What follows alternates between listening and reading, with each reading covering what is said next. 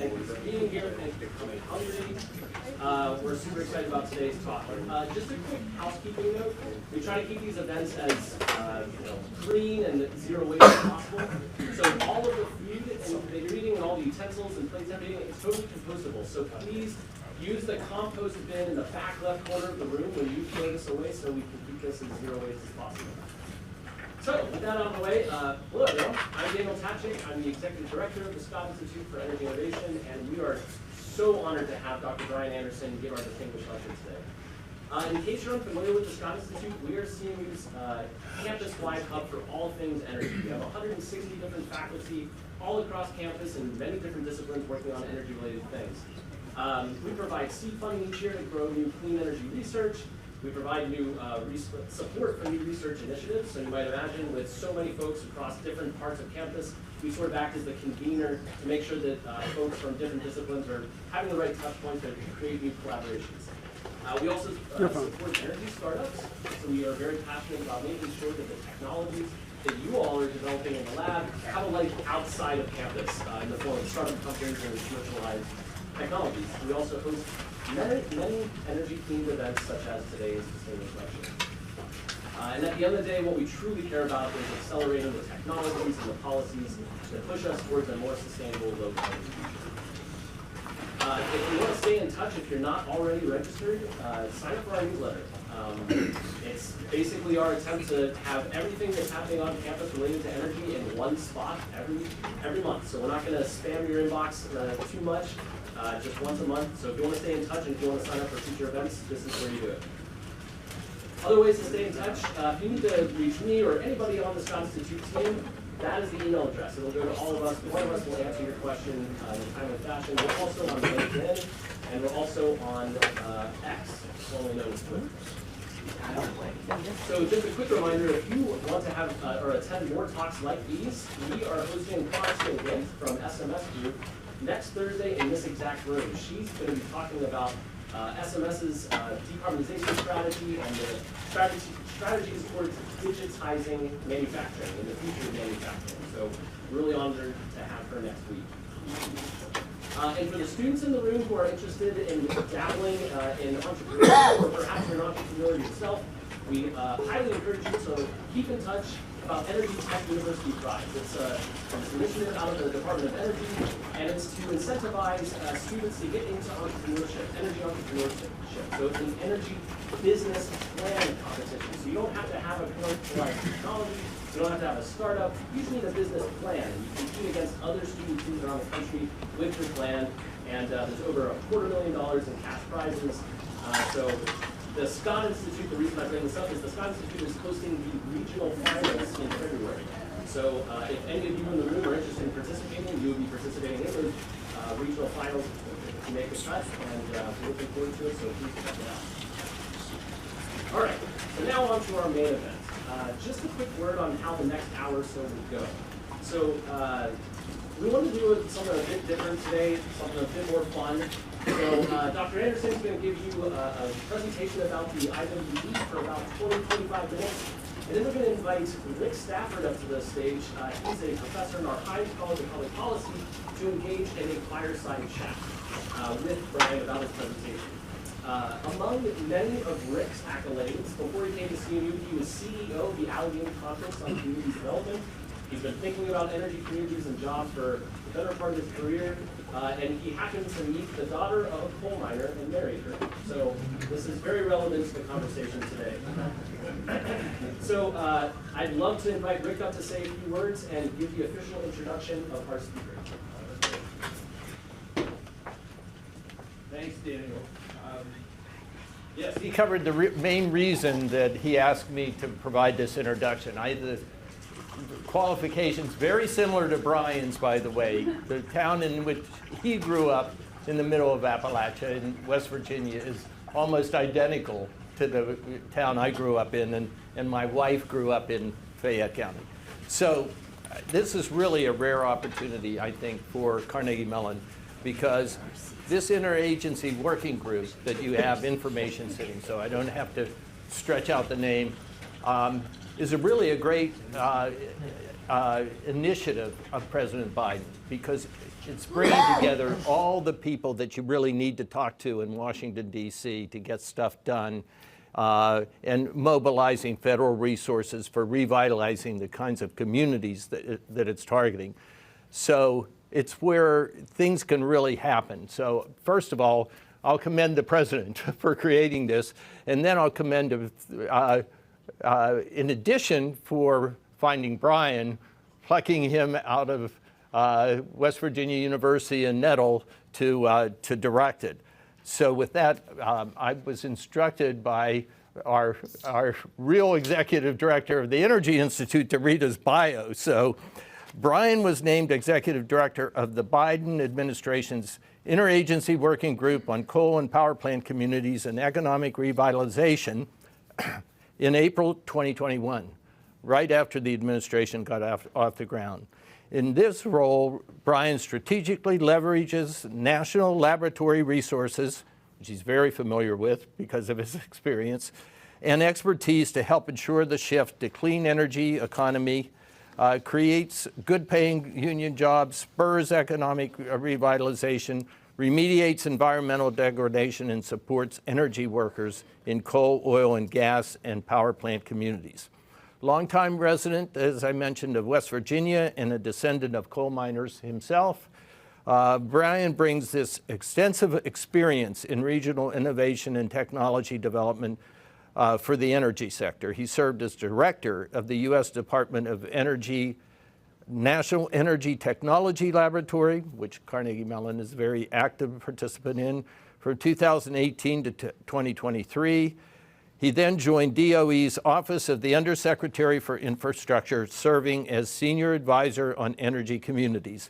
He earned his bachelor's degree in chemical engineering at WVU, West Virginia University, and his master's and doctorate in chemical engineering from some, I don't know, obscure institution called the Massachusetts Institute of Technology. Brian, we'll bring you up for the address. Not my first time on campus, for sure. We're thinking at least a dozen. I think it's my third time giving a talk in this room, and I'm really excited to talk about what we're talking about today. And so to add a little bit of richness to my personal story and the history, my family was a family of coal miners in eastern Kentucky, as a matter of fact. That's the little part that a lot of people don't know. In Pike County, Kentucky, and Pikeville, Kentucky, just across the border from West Virginia, is where my family was working, and there was a new mine that was opening up in south central West Virginia in Kanawha County called Carbondale. It's Carbondale number 9 is the name of the camp, name of the coal mine. And if you ever watch, how many in the room have ever seen the movie Matewan? Oh, yeah, okay, of course.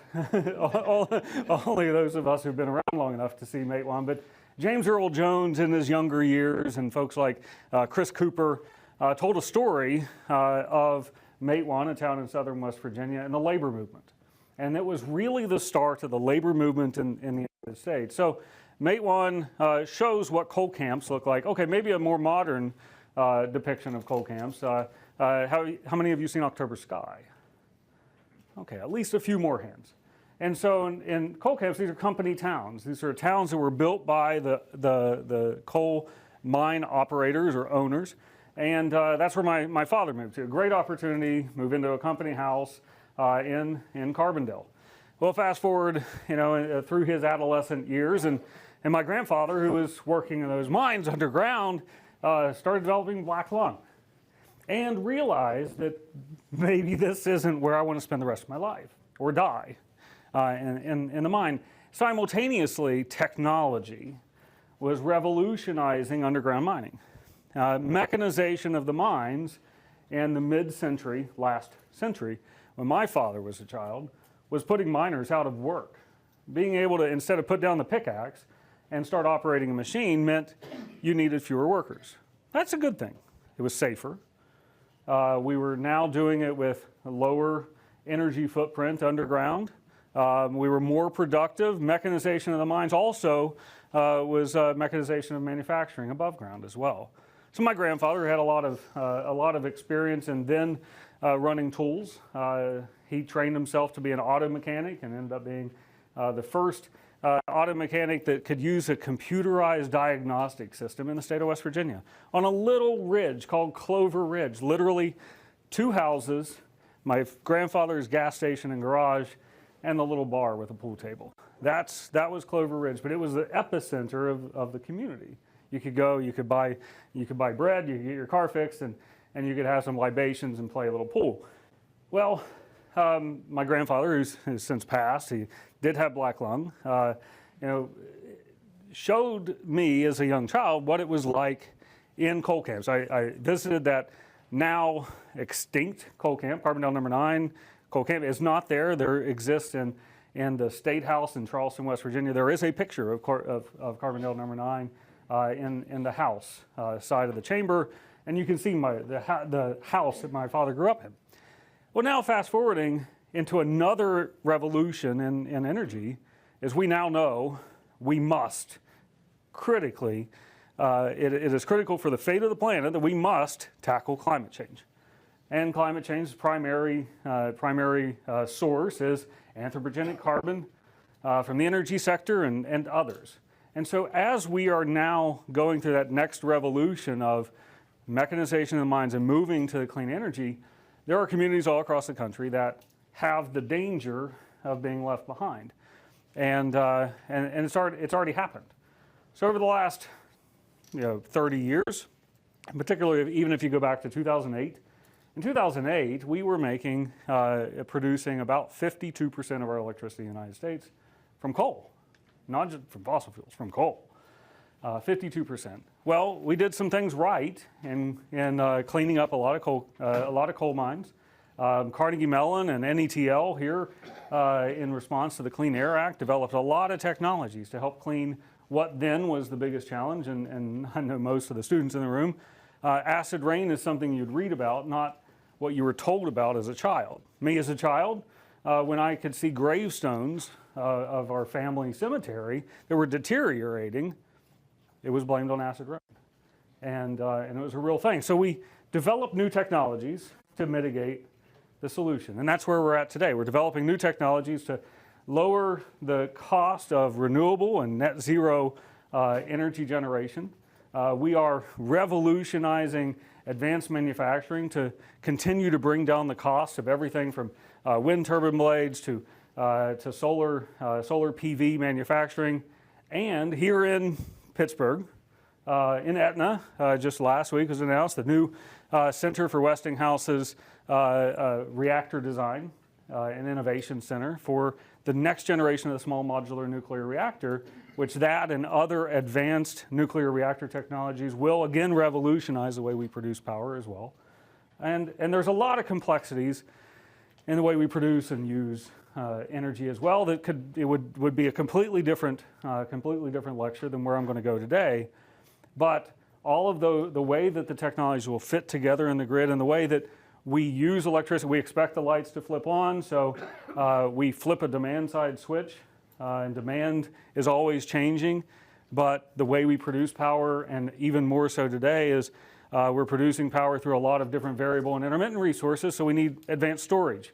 We need better ways to manage our electricity grid, and that's only focused on the grid. The grid's only 25% of our decarbonization portfolio. The other pieces of that pie are transportation, a huge one. And of course, one of the big sticks we have there is to go to electrification of the vehicle fleet, which then puts more emphasis on the grid. Another the big piece is the industrial sector, chemicals, manufacturing, cement manufacturing. Huge challenge to decarbonize our industrial sector as well. And then the last piece is made up between ag and residential and consumer of the 4 quadrants of our climate challenge. So if we focus on all of the technologies we're going to need to move ourselves forward through that energy transition, it's going to be a lot of changes to our economy nationally, regionally, locally, and globally. And so through that, we have a challenge, the wrong way. So we have a challenge to not leave people behind again. And I'll say again because the region here in Pittsburgh, there was a period of time when the steel mills were closing, we were offshoring steel production, and it left communities and ripped communities apart tore them apart at the base of the foundation, the economic foundation, the base of communities here in this region. Let me tell you how this manifests itself across the country. In Navajo and Hopi region and the Four Corners region in Arizona and New Mexico, particularly the Four Corners region also includes southern Colorado and New Mexico, or southern Colorado and Utah. But the Hopi Nation, the small sovereign tribal nation that's landlocked within a much larger Navajo nation, when the Navajo generating station and its associated coal mine that was feeding this coal-powered generating station, when it closed, unemployment in the Hopi Nation went up 40% overnight. They lost 40% of the jobs in the entire nation. The entire sovereign nation lost 40% of all their jobs when one coal plant and coal mine closed. We can see that happening all over the place. The state of Wyoming, boy, they've got a challenge. They've got a challenge not because so much of their employment, although it is a significant fraction, is tied to the fossil sector, but 50% of the tax base of the state of Wyoming comes from the fossil sector. And when we talk about the state tax base, that's what's paving roads. That's what's doing sewer and water projects. Those are the funds that go into the education system for the future of that state, to educate their children. That's the money. So when we navigate this transition, how are we going to make sure that we're not leading to dilapidated schools in Wyoming? We're leading to even further economically depressed communities in the Hopi villages on the Third Mesa. And then here in Appalachia, certainly southwestern Pennsylvania, West Virginia, Ohio, and Kentucky, huge swaths of the economy, particularly at the local level and county level, are tied to fossil production. So again, huge challenge ahead of us, but we're not going to shy away from that challenge. So the president, like it was mentioned, his first week in office, signed an executive order. You can look it up. It's on your handouts too. It's 14008 is the executive order. So you search for EO 14008. That executive order was tackling the climate crisis domestically and abroad. And so it was all the commitments of the administration to tackle the climate crisis. But in Section 218, the president ensured that we were going to do something about not leaving communities and workers behind. Section 218 stood up the Interagency Working Group on Coal and Power Plant Communities. And so I say all this because it's really human. You know, I'm a former academic. I was a faculty member at West Virginia University. I was the founder of the Energy Institute at WVU before I moved to the federal service. And you know, academia is often criticized for sitting in their ivory towers, for thinking about a future that isn't grounded in reality. And so in the end, I'm going to come back to that because I will challenge us as a thought leader community to make sure that we don't do that, both domestically here in Pennsylvania and internationally, so that as we tackle the climate crisis, which we will do, we're not leaving communities behind and people. Because can we blame the person who is mining the coal for climate change? Is it morally or ethically correct to blame somebody who their community, the only job they could have to feed their family is working in the coal mine? Is it my grandfather's fault that we're where we're at in the climate crisis? No, it's not his fault. We just have to do something about it. And so now we wanted to set up this interagency working group across 4 different pillars to not leave people behind. Those 4 pillars are, first and foremost, investments. How do we make sure we are appropriately putting investments into the community to help build their foundational economic base? That's one.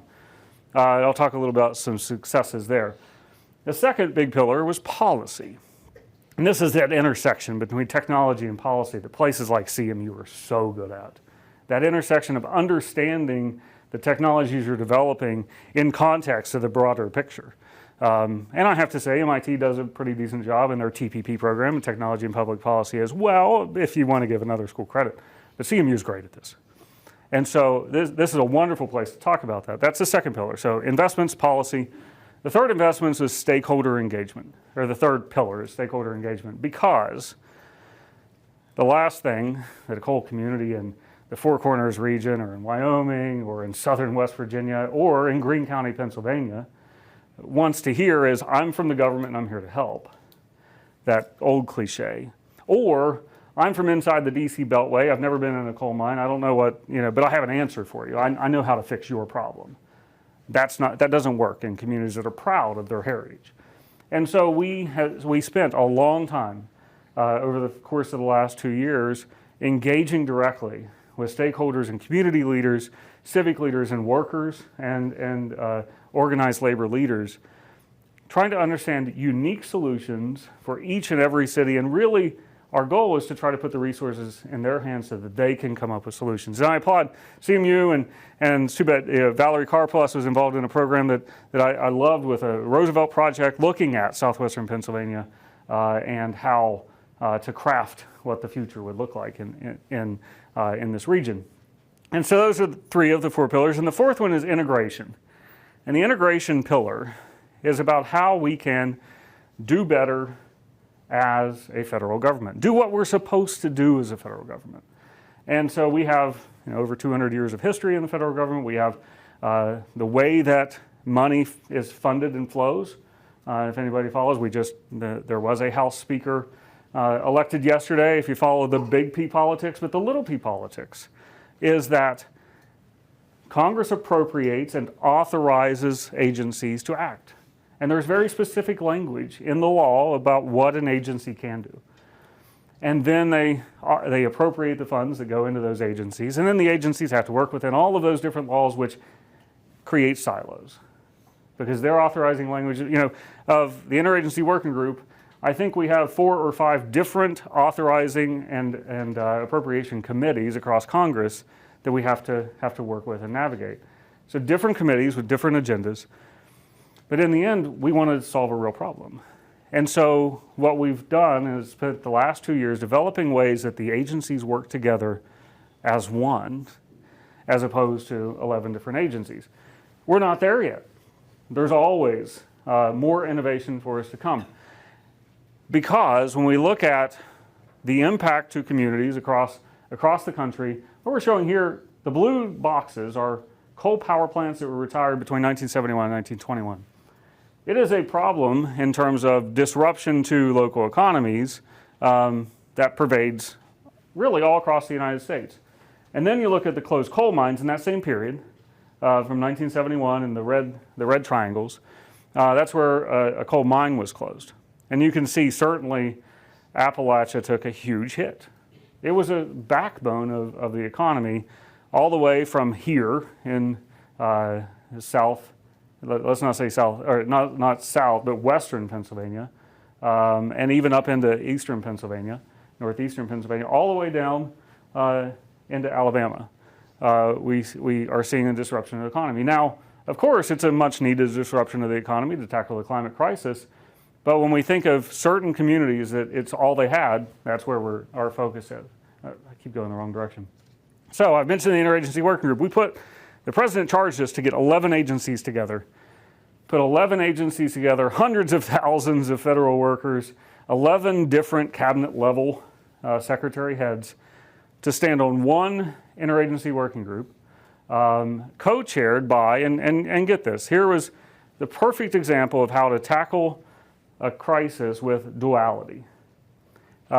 We were first chaired in the initial establishment of the Interagency Working Group by the Domestic Climate Advisor, Gina McCarthy, now Ali Zaidi, who's from Edinburgh, Pennsylvania, by the way, and the National Economic Council Director, first Brian Deese, now Lel Brannard, because it is how do we tackle the climate crisis and do it in an economically just and equitable way. And so it's a tough challenge. But these 11 agencies we're all at the ready. And so that equitable energy transition touches not just the Department of Energy, where I'll introduce some colleagues from the Department of Energy here in a second, reside, and where the Interagency Working Group is administered out of the Department of Energy. But it touches things like health and human services, Department of Transportation, Department of Commerce, Department of Education and Labor, Agriculture, Interior, Treasury, and the Environmental Protection Agency. And so when you think about all of the equities that go into a just transition, we put all the agencies right hand in hand. So for, again, so we were charged, and when in that executive order that was signed on January 27th, deliver to the president a report in the next 90 days that says how you're going to tackle this. So no daunting task at all, but 30 days into it, there wasn't a whole lot of progress, frankly. Folks were overwhelmed at the beginning of an administration, and Department of Energy leadership and I were having a conversation. I said, Briggs White is the perfect person to come on and help with this. And so Briggs White here in the front, NETL, Deputy Executive Director of the Interagency Working Group, and Pittsburghian. And so Briggs and a team that we put together delivered this report to the president, which identified that there are 25 communities around the country in which their labor workforce participation in the fossil sector was the highest. So who's going to be most affected? That was the initial report to the president. And those top 25 communities are there in purple, and then the next swath up to the top 70 are in blue. And you can see that well, in this map it's not purple, but southwestern Pennsylvania is one of our top 25 priority communities to make sure we're focusing those investments. And so, again, as a lifelong West Virginian, grandson of a coal miner, when we go into these communities, there is often something that's a little more than just the job at hand. Sometimes it's the identity. And so in West Virginia, there's an organization called Friends of Coal. There are Friends of Coal. There are Friends of Coal in southwestern Pennsylvania. There are people who are Friends of Coal in Kentucky as well. And there is a slogan that you hear on the radio. If you ever listen to, if you ever happen to end up on a radio station that's playing a WVU Mountaineer football game, you will hear multiple times, "Coal is West Virginia."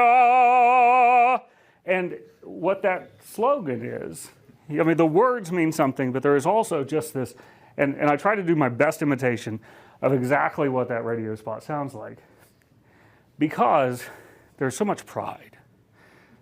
There is so much pride in saying, coal is West Virginia. And so what we have been doing is not only trying to drive investments, not only trying to prioritize communities, but trying to give people hope that coal's not the only future you have. And so I give that a little bit of a side because, again, it is so much of the human nature that is at play. That's pride, it's who we are, it's the identity. But, again, there's such a great future. So energy communities over the past, we had an opportunity for them to give us a lot of feedback. We had response for informations. We had all these stakeholder events. Over 9,000 unique individuals we have interacted with to get as much feedback around the country as possible. And so what we've heard is a resounding, we need to upgrade our infrastructure. We need better roads. We need proper sewer systems. Many communities that have been decimated don't have enough sewer flow. If you want to get into some civil engineering, they don't have enough sewer flow to actually keep the sewer treatment plants open. And so how do we revitalize that? Affordable housing, hands down, has come out across not just our energy communities that are disadvantaged, but disadvantaged communities in all aspects around the country. How we can revitalize manufacturing, and this is a critical element here. And then workforce training and development, accessing the federal funding and capacity building. What capacity building means is, in Hayden, Colorado, a little town in northwestern Colorado, there is a coal burning power plant operated by Xcel Energy, independent power producer. And the Hayden power plant is going to close. Plans are already there. We're working with the town. There's a town manager and the mayor, who is actually a logger and on his day job. And when you visit them, they don't have the resources to write a bunch of federal grants. And so I'll show what that looks like in a little bit. But that one town manager, boy, he is incredible. He has a great vision for what's going to be the future in that town after that coal mine closes and the tax base for the county is cut in half, and the school that they just put some money into is going to have a budget deficit. But they have a great plan. But he's one person to try to come up with this plan for all of it and execute it as a town manager. There's examples there's thousands of examples like that, like Hayden, Colorado, all across the country, where they don't have the capacity to compete for the way we do business at the federal government with lots of very long applications for federal grants. But then let's look at our policy and investments pillars. So that policy pillar was thinking about this grand vision of we're going to tackle the climate crisis, we're not going to leave communities behind. We were very successful in this Congress to get passed the Bipartisan Infrastructure Law, the Inflation Reduction Act, and the CHIPS and Science Act to add to it as well. But there are very specific provisions within, again, the intersection of technology and public policy, specific provisions for tax credits that incentivize the movement of our supply chains in the new manufacturing sector for them to look at these disadvantaged communities in a different way. And so within the Bipartisan Infrastructure Law, certainly there's hundreds of millions of dollars in infrastructure, everything from sewer, water, broadband, billions of dollars, tens of billions of dollars in broadband to go into communities all across the country, which is certainly a much needed asset for participating in the future infrastructure. And then there's a lot of new energy infrastructure. Of course, a couple weeks ago, there was announced that Pennsylvania is the one state in the country that's part of 2 different hydrogen hubs.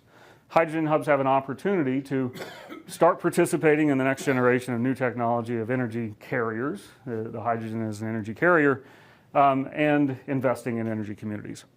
The Inflation Reduction Act leads the world, and this is no understatement, leads the world in putting money into clean energy investments. The U.S. is in a leadership position now. And that Inflation Reduction Act has things like $250 billion specifically for redeveloping and repurposing existing fossil energy assets, making them useful into the future. So taking that coal power plant like Homer City generating station here in Pennsylvania, about an hour away in Indiana County. The Homer generating station is the largest power plant in the state of Pennsylvania, 1.6 gigawatts, employed hundreds of people, and it was a mine mouth plant, has associated a mine there as well. So how do we take a massive facility like that, reinvest it into the future of the energy sector? Well, there are some options. You can use the really great railroad, you can use the water access, you can build solar panels, you can build storage assets, energy storage, electricity storage assets, and leverage transmission substation with a rating of 1.6 gigawatts. That's critical within making sure that the lights stay on across New York and Pennsylvania and the whole PJM, Pennsylvania, New Jersey, all the way almost from Chicago to New Jersey interconnect. So there's a great opportunity. So there's $250 billion to reinvest there. There's also advanced energy tax credit adders. So if you go build a solar plant and you do it in an energy community, you can get tax credit adders that make the financials even better to build it in an energy community. And there's something called 48C. 48C is a clean energy manufacturing, advanced manufacturing tax credit. It's across 8 different technology areas, including energy storage and transportation and batteries and carbon management and others, like critical minerals, specific to ensuring that we're investing in the entire supply chain of our new clean energy technologies. So not just in solar installations, but manufacturing and developing the next generation of solar panels. And so of the $10 billion that's in there, Congress set aside $4 billion specifically for energy communities. So at a minimum, $4 billion of those tax credits are going to go to folks who are going to build facilities leveraging our energy communities. So it's a huge policy win, where policy and investments win. Now, how do we make sure that that's executed in a way that communities can access. I talked about capacity. I talked about that town manager in Hayden, Colorado. It's a beautiful place, and it's about a half an hour from Steamboat, so it's got some really nice things going for it if you ever go visit. And you can tell them I told you to come visit, and their tourism board will love me. But when it comes to that investments piece, we now have over $600 billion. That's a huge number. $600 billion that's available for access for energy communities to develop their new energy future. But it's 156 planned or opened opportunities. So that if you try to tap into it, there's 156 grants to navigate. 48 of them don't have cost share, which means you don't have to come up with some matching piece, and 22 tax credits. Now, that's a lot to navigate. And so last week, we're really happy to announce, in fact, here in Pennsylvania, we announced a navigator function. You'll see in the materials that were on your desk, a business card for the navigator. And these are real people who are experts at navigating the federal system, at navigating these 600 some billion dollar opportunities that will answer the phone if you're the town manager in Hayden, Colorado, or if you're the county commissioner in Greene County, Pennsylvania. They'll answer the phone and help you. You bring them to your project, and they can help you find where the federal government's going to have an opportunity for you.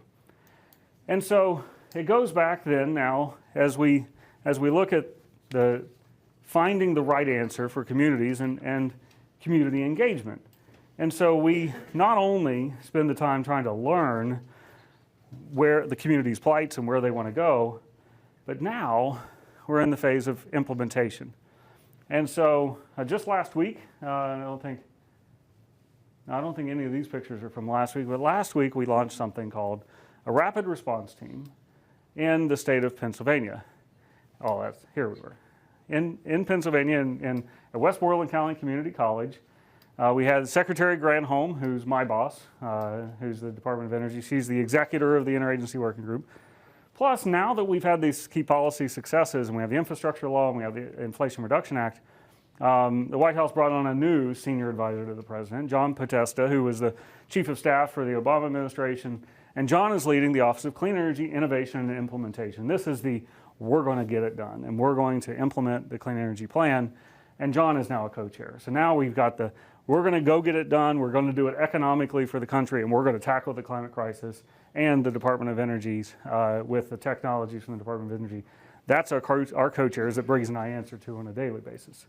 And so no pressure. But in Pennsylvania, Westmoreland County Community College, we announced that we're launching a rapid response team, which is a group of federal agencies. This one's led by the Environmental Protection Agency. And that rapid response team is the on-the-ground team that is focused on, in this case, Pennsylvania. And so their job is to continue that stakeholder engagement, work hand in hand with institutions like Carnegie Mellon University and those in the communities to ensure that we go beyond the navigator function, but we become partners. And I'll give you a little success story, 2 success stories, if you'll bear with me. In Wyoming, that was where our pilot is. You can see it. I've already brought up Wyoming. 50% tax base in the fossil sector. I wouldn't be surprised if I listened to the radio in Wyoming. You would hear similar ads as to the coal is West Virginia ad. You hear in West Virginia. They're our #1 producer of coal. And so they have a lot at stake. And so we sent a rapid response team in there. It was the EPA, as a matter of fact, leading EPA Region 6 out of Denver, leading a rapid response team in Wyoming. And they got to know and sitting down with folks like county commissioners. So Campbell County is the epicenter of the Powder River Basin. That Powder River Basin, the largest coal producing basin in the United States. And the county commissioner there he told me just last week, he said, the EPA folks, the folks on that rapid response team, they're my partners, they're my friends. We're working now hand in hand to figure out how to navigate this energy transition. And in fact, the Wyoming governor is now the chair of the Western Governors Association, and his chair's initiative is carbon management in the West. And so there's a lot of momentum now building for participation, active participation in coal and energy communities around the country of getting involved in tackling the climate crisis. That's a major success story. Of course, there's also TerraPower's investment. So TerraPower is a company backed by Bill Gates. They have a new one of the advanced reactor technologies. It also involves using molten salt as a heat transfer fluid and the ability to do some load following with molten salt. Anyway, look it up, a really interesting potential reactor design. But they're going into Kimmerer, Wyoming, a place where coal power plant, mines are shutting down, and are going to be investing billions of dollars in building their first TerraPower power plant right in Kimmerer. Now they're facing a problem. Here's a town of about 3,000 people facing a construction job that will employ about 6,000. They don't have housing. They don't have the sewer and water systems to handle the growth. So our team is working hand in hand with, again, a town manager in Kimmerer, Wyoming, had a water main break and needed to find some funds to fix it. This is just this past year. And so our team is working hand in hand with communities around the country. Another rapid response team, and I give this to give you context of what we're going to do here in Pennsylvania. The Four Corners region, the big circle here, Arizona and New Mexico, we launched that just over a year ago, August of 2022. Unfortunately, because of travel challenges out of the Pittsburgh International Airport, I wasn't able to get there, but Briggs and others were, and we launched the rapid response team. A year later, about 3 weeks ago, I went back to Farmington, New Mexico, to the Four Corners region in San Juan County, where we were breaking ground on phase one. That is a $500 million investment, 200 megawatt solar array, where 60% of their workers in this construction, about 700 workers, 60% of their workers were laid off from the coal burning power plant that you can see in the background. So they're putting them right back to work and building a solar farm. And it's specifically called San Juan 1. You can read into that what you like, but the interconnect is good for 600 megawatts, and they build a 200 megawatt solar array. And so it's moving. And I stood at the groundbreaking on literally the exact spot that we launched the rapid response team. So here in Pennsylvania, we launched this rapid response team with big plans for what's going to happen here. And we have some planned ones in West Virginia, of course, our neighbors in Ohio. I told you I'd mention Ohio. I was at Belmont County Community College, 3-4 weeks ago, when we launched our Ohio rapid response team led by EDA, the Economic Development Authority. And so we have EPA, EDA, and Southwestern, in Southern Illinois, Indiana, that's led by the U.S. Department of Agriculture. So agencies that have the biggest stake in the region are leading. So you can find more information on your seats, the Navigator Guide, our website. We try to make it as easy as possible, energycommunities.gov. And that's where you can find everything, because we're trying to make it easier for communities. We want to make it a one-stop shop, which in fact, I think we're pretty successful at this point. We have a clearinghouse where you can find all of those funding opportunities from across the 11 agencies, the 146 planned or open opportunities. You can find something called a Getting Started Guide. Okay, if you're that town manager in Hayden, Colorado, he didn't have this resource when it was announced that Hayden generating station was going to shut down. But now, if you're a town manager and there's only 5 coal burning power plants left in the state of Pennsylvania, there have been 60 shut down in the last, how many years? Roughly 10 years or so. Or even less. But anyway, there were 60 that have been shut down. Homer City generating station was, I think, number 60. There's 5 left, and when each of those 5 close over the next 5 years, so until 2028, each of those communities will be navigating how to navigate that energy transition. So we have a Getting Started Guide. Basically, so your plant's closing, where do you go from here? And so we're trying to put those types of resources in place. And here's where a call to CMU, and I know I'm going over 25 minutes, I'm sorry, I'm on a roll, and CMU's leadership plays a real pivotal role, not just here in Pennsylvania, not just in southwestern Pennsylvania, but across the country and across the globe. It is not easy to develop the next generation of energy technologies that will lead to a better planet, to a future on the planet. That's not easy.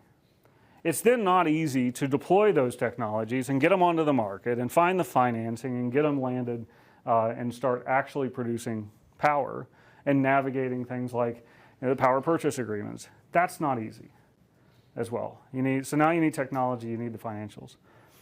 And it's really not easy to do all of that and do it in an equitable and just way to where disadvantaged communities, energy justice communities that have borne the environmental brunt of our manufacturing sectors and of our energy sectors over the decades, to be just to them.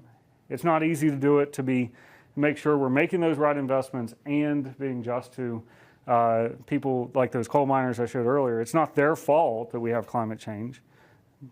It's the CO2's fault. So let's tackle the CO2 problem and help those communities navigate this. Tough challenges like that are perfect, right challenges for institutions like Carnegie Mellon. Carnegie Mellon University is invested in Mill 19 at Hazelwood Green to revitalize a former steel mill into an innovation engine in the region. Mill 19 is an impressive place, and I hope that all of you at some point have a chance to go down there and look at the technological manufacturing and robotics advances that are going on at Mill 19. And when it comes to coming up with the right solutions to difficult challenges, institutions like this work in an interdisciplinary fashion. You put technology developers, innovators, scientists, engineers, financiers from the Tepper School, and policy all together in one place and come up with the right solution. And so my challenge is, those of you, I know this is a very international audience, it's a very international university. 20 or 30% of the students at CMU come from the Pittsburgh region. I think that's what you said, Dan, told me this morning, Daniel. We know that your footprint when you leave this institution will have global impacts. This is not something that just the United States is tackling. When we first kicked this off, I spoke on the BBC, on BBC Radio. There was a Just Transition meeting in India, in New Delhi just a few weeks ago. Conversations like this are happening in Africa, northern and sub-Saharan Africa, is in the Middle East this year. They're dealing with this as well. And the EU has approached us to engage in Brussels and how the European Union can help navigate this just transition. This is something we in the US can be really proud of. Be really proud that we're out ahead in trying to do this, but we're a long way from the finish line. And so by the time we actually get close to the finish line, many of you will be out in the world. And I challenge you to think about this. Think about both the technology you're advancing and how it has ramifications in the real world and not leave communities behind. So thank you very much. It's always great to be at CMU. I need to get some tartan clothing. And I look forward to having some conversation with the room, and we can move on to the fireside chat. Yeah.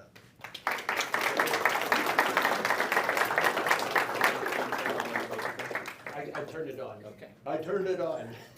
So we're going to do Q&A with the audience after a short little chat between Brian and Rick. And when we do that, we have a mic and I'll run around. Yes, and trust me, I'm going to make this very short because Ryan covered so much territory, okay?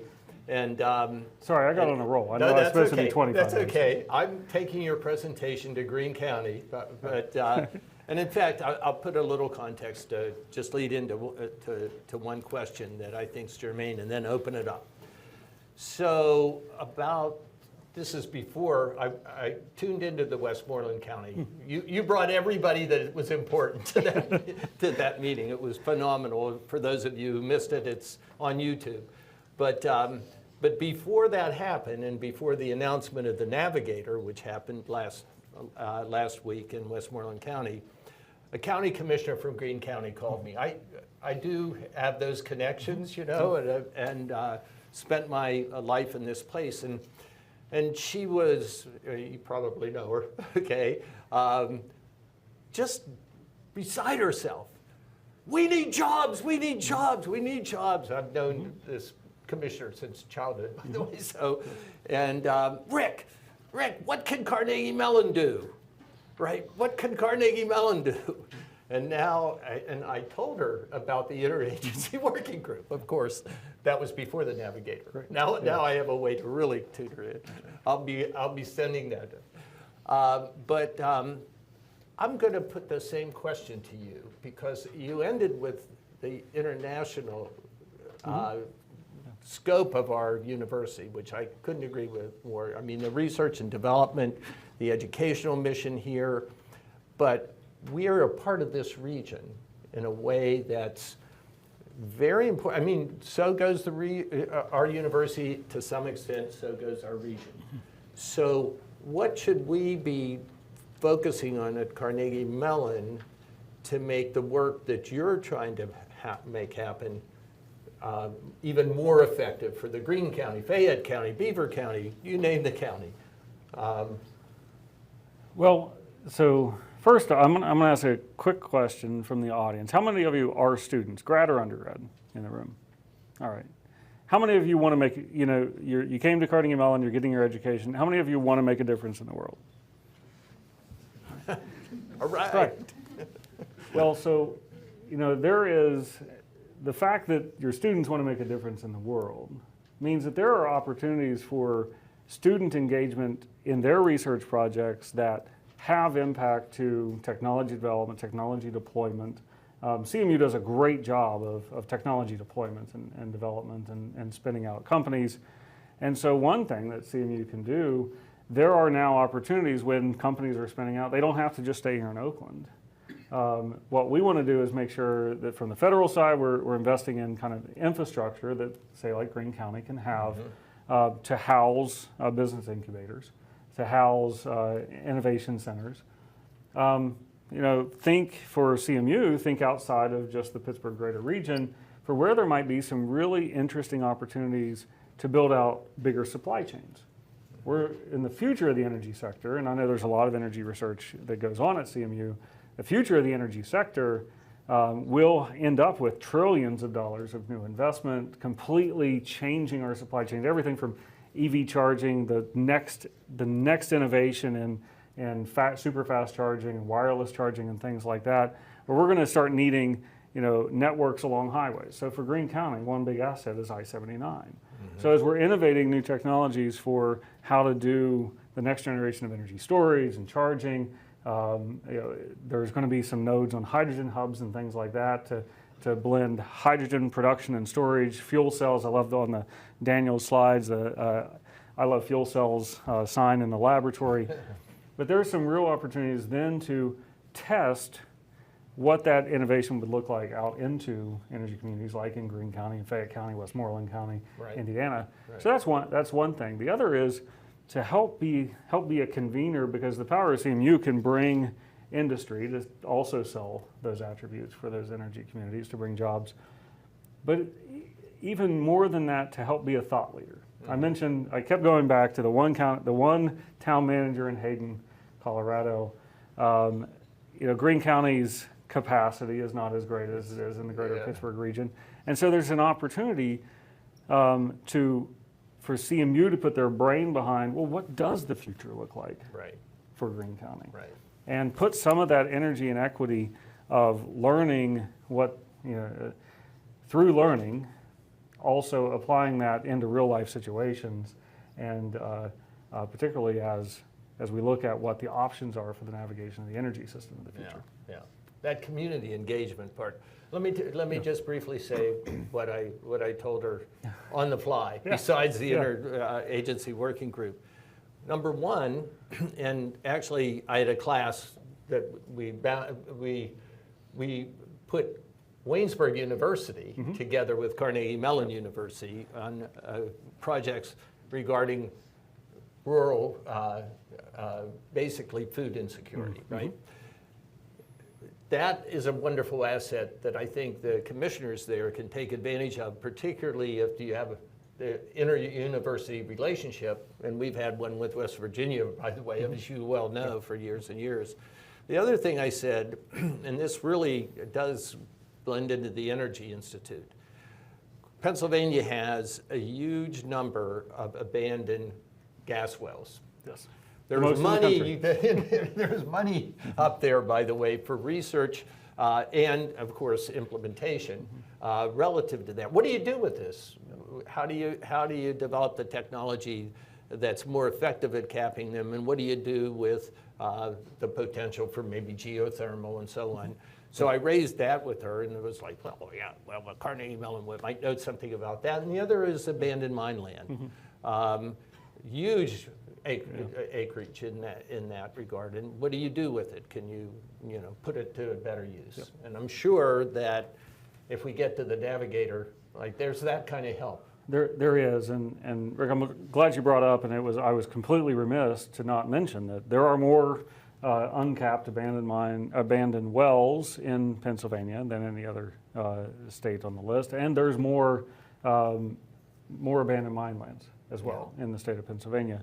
And so right now is an opportunity with federal funding to come up with new techniques of remediation, mine remediation that includes things like high yield biocrops for some of the regions that you can also help mitigate some of the environmental aspects and environmental issues.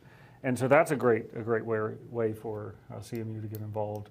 And just like you said, methane emissions, not even just finding and detecting. NETLs are great at that. So I see you have a great partner there in finding and detecting abandoned wells. But also when we look to the future, hydrogen is not carbon free if it's from a leaky infrastructure upstream. And so there's also an opportunity there to ensure that we don't have any fugitive methane emissions as we're producing hydrogen in the region. Right. Let's open it for questions. Christoph, So, really appreciate the talk. Oh, are we, So the whole room can hear you. Great. Is this on? It is, yeah. Great. So, really appreciate the talk. This is fantastic, incredibly exciting. Something you mentioned in your discussion really hit me was the 6,000 jobs for a community of 3,000. So this is almost the opposite of Rick's problem. I just heard it, right, which is, suppose you get too much of a good thing. And building the capacity requires just a complete swamping of the labor market. But those jobs are also temporary. That's right? right. This is a construction job. Mm-hmm. So could you talk a little bit more about how these communities solve those problems in a way that doesn't just sort of become a boom year for a couple of boom years that then sort of leaves them just where they were at the beginning? Well, and so there is no silver bullet, there are some best practices, and some of that is going in knowing, like you said, those jobs are temporary, and so you can't build affordable housing for the 6,000 that then are going to disappear. And so there's a lot of regionality to ensure that you have good transportation systems so you can draw from other communities for those jobs, and you can, in some instances, spread that wealth, but do it in a sustainable way where you're creating transportation corridors that can then be leveraged. Once you build that infrastructure out, it can be leveraged into the future if you're building those transportation corridors. And the other piece, there is a huge challenge in some of these new investments where the transient worker population will come in, and it's not that there's a problem with the transient worker population, it's that folks have done license plate surveys of parking lots of new construction of, say, solar plants in Minnesota. And the license plates were not from Minnesota. And on the surface, well, that's employing people around the country, but there were a lot of people left behind who didn't have the opportunity to participate. And so getting ahead and working hand in hand with the developer, like in this instance, TerraPower, the town of Kimmerer is doing that to ensure that there's the worker training program so that it really is investing into the future and taking the investment in the human capital enterprise and using that to have an opportunity to leverage it into further industry growth. And so that while, yes, there's the 6,000 jobs, you're also going to have to build parts and machine shops, and there's a lot of infrastructure to go around there.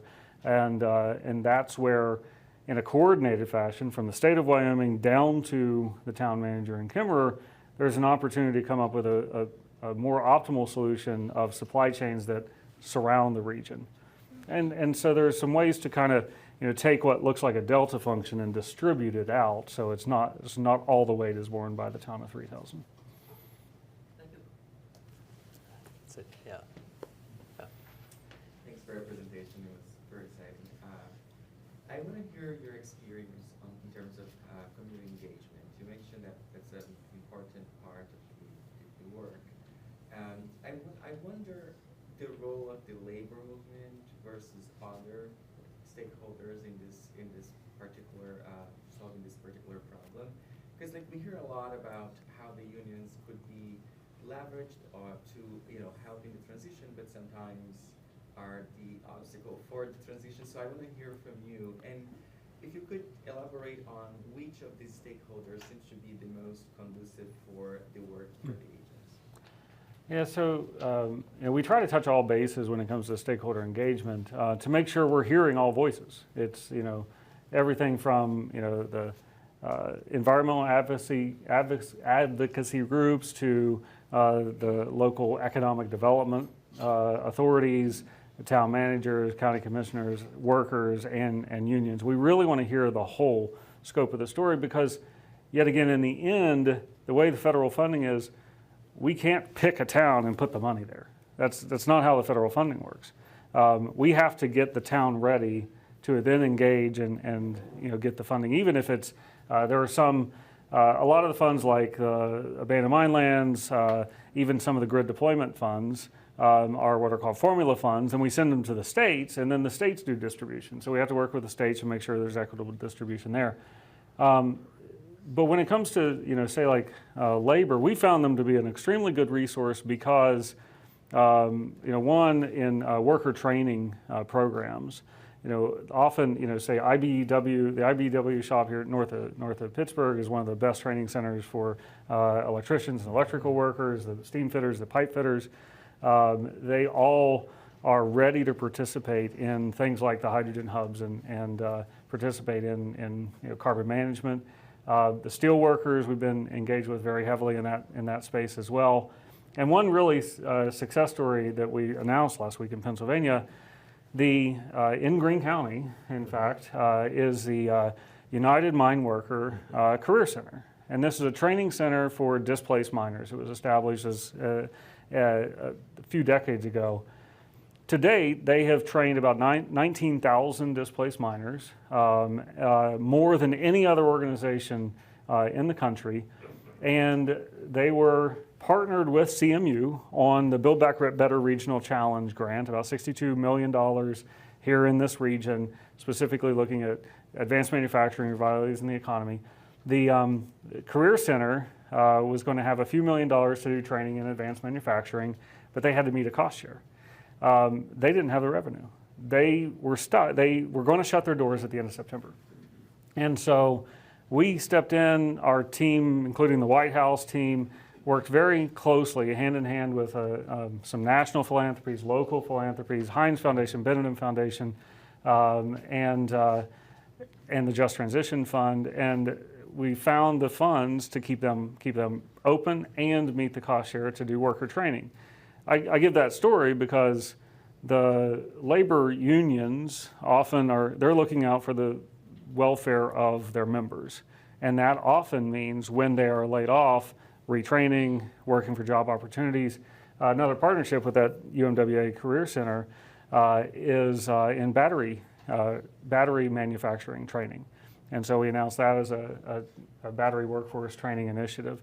So that's one really critical way, but also those organized labor plays a great role in, again, taking the workforce and making sure the workforce is ready for the changing infrastructure. And so that's where they are actually extremely good partners that way. So my little plug for the local organized labor. Good.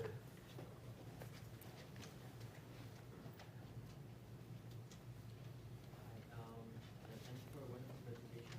I was wondering in regards to implementation of energy management system and ISO 50001 50005 in regards to implementation and best practices and best success stories. My second question is in regards to you just mentioned about hydrogen hubs and can only be carbon free. Can you kindly elaborate on that? Thank you. Yeah, so for the first one, in terms of energy management systems, there's a great opportunity for reinvestment that can be redispersed. It doesn't, it's not a $1 billion investment, but it can really, put the types of investments into small manufacturers, small businesses that haven't had an opportunity to reinvest in their own capital in terms of their buildings and energy management. So there's a tremendous opportunity to leverage that technology to make sure that we're putting the types of investments into potentially disadvantaged communities to help them raise the bar to meet the manufacturing challenge, supply chain challenge of the energy system transition. In terms of hydrogen hubs, and actually there's a little nexus there because the vision for the hydrogen hubs, both all 7 hubs around the country and the 2 that I mentioned that touch Pennsylvania, is that there are distributed end uses and distributed hydrogen production. And so there's an opportunity then for retooling and energy management systems for zero carbon, I mean, at least the hydrogen as the energy carrier is zero carbon at the combustion site.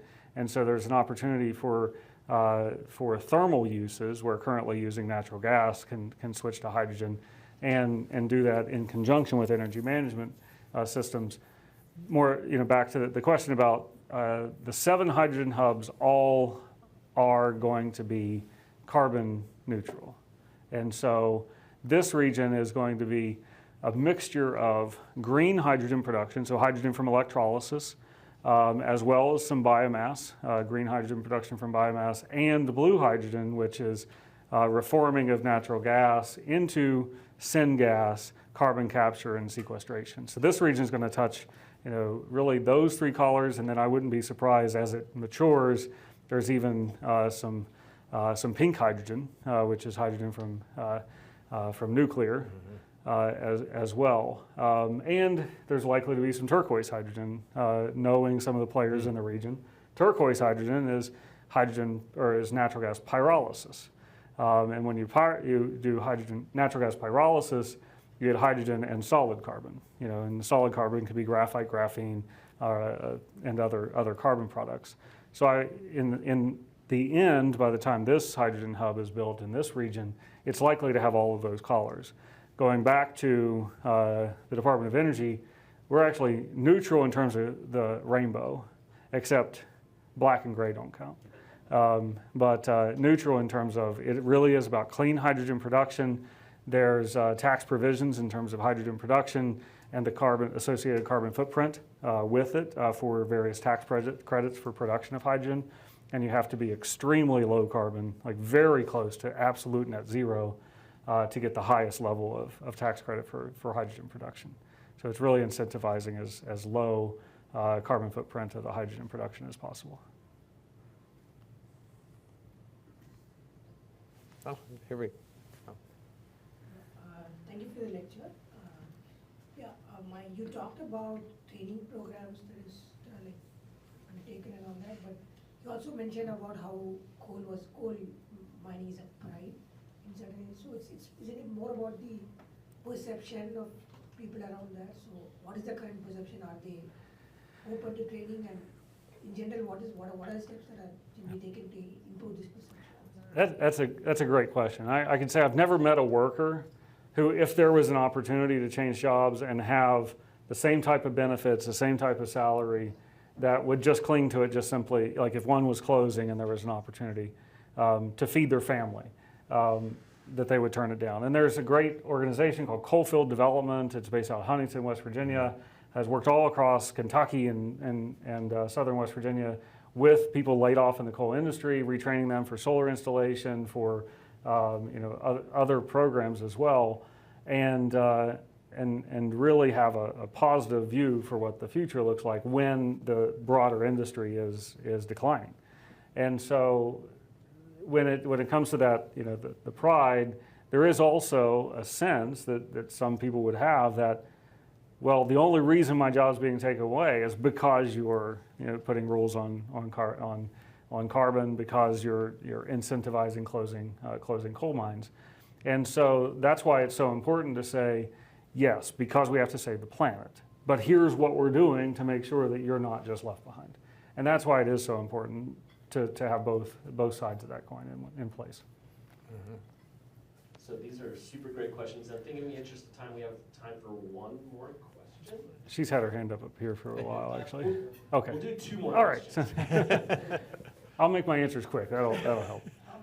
So I'm just about economic revitalization. I'm thinking about it on the other side. So like the big reason why fossil fuels are so widely spread is because of their price and they're cheap to buy. So how do you see all this conversion affecting the economy on the other side, the price of energy, the price of electricity, consumers, and the industrial sector?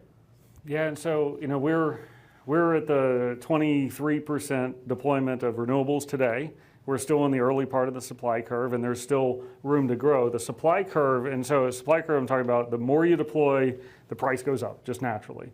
You get the best wind resources, you get best solar resources, and once you saturate those markets, the price starts going up.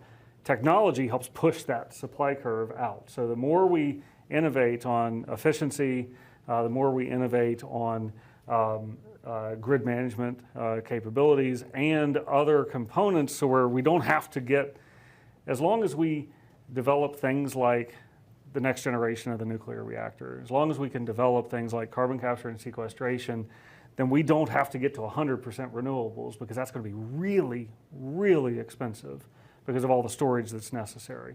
So we need to find, there's a crossover point that we don't know exactly where it's at.